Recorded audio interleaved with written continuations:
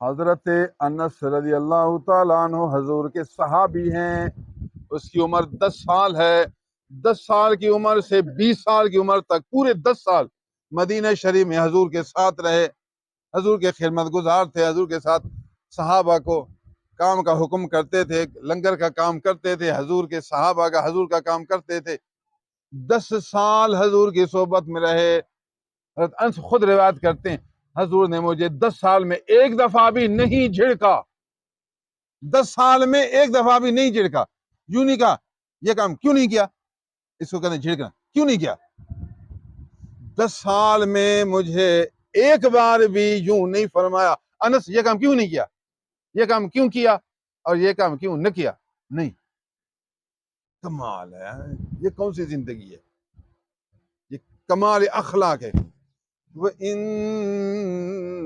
لَعَلَىٰ خُلُقٍ عَظِيمٍ. اللہ نے اپنے محبوب کی تعریف کی، اے میرے حبیب بے شک آپ یقیناً خلق عظیم پر فائز ہیں. اخلاق تو بہت ہیں لیکن عظیم اخلاق والے آپ ہیں. اللہ نے آپ کو عظیم اخلاق والا بنایا.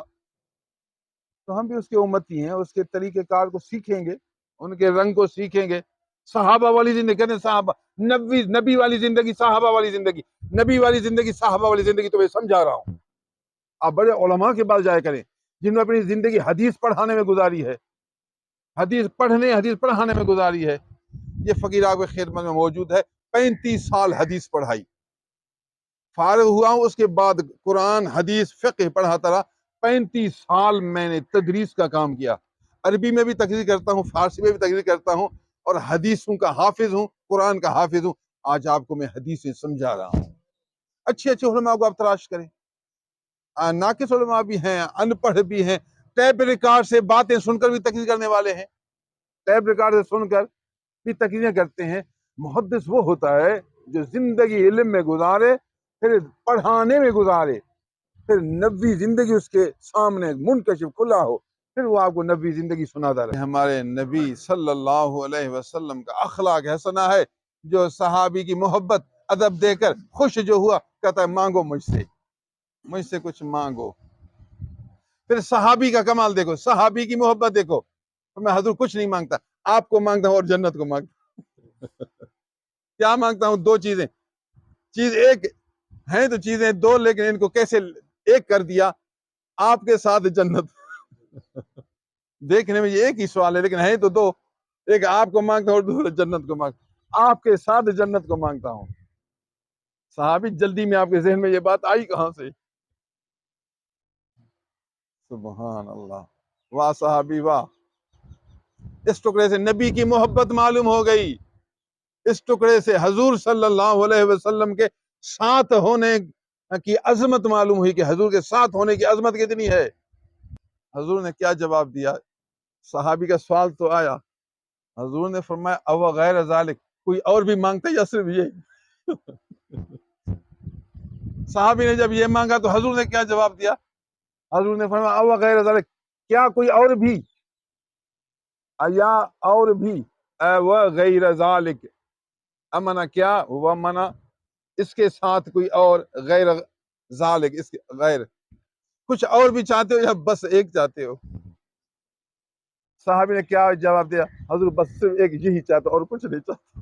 محبت کی باتیں یار سنو، محبت کی، صحابہ کی زندگی، نبوی زندگی سنو، حدیث کا درس سنو. حدیث میں کیسی باتیں آئی ہیں.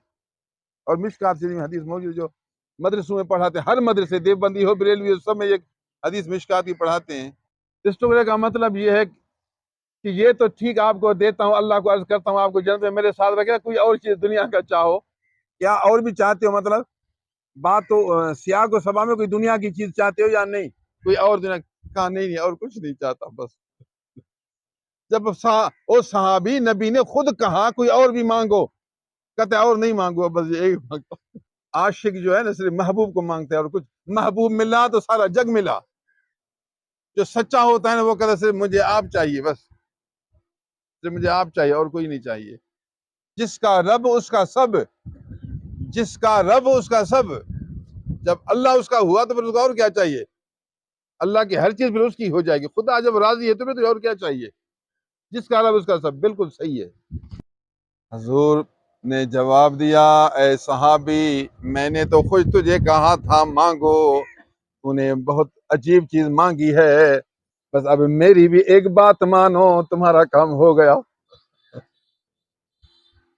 آپ نے تو کہا تیرے ساتھ جنت میں، اب میں بھی تھوڑا ایک بات بڑھاتا ہوں، اب میرا بھی ایک کام کرو، پھر یہ تیری دعا قبول ہے۔ پھر فَأَعِنِّي عَلَىٰ ذَلِكَ بِكَثْرَةِ السُّجُودِ،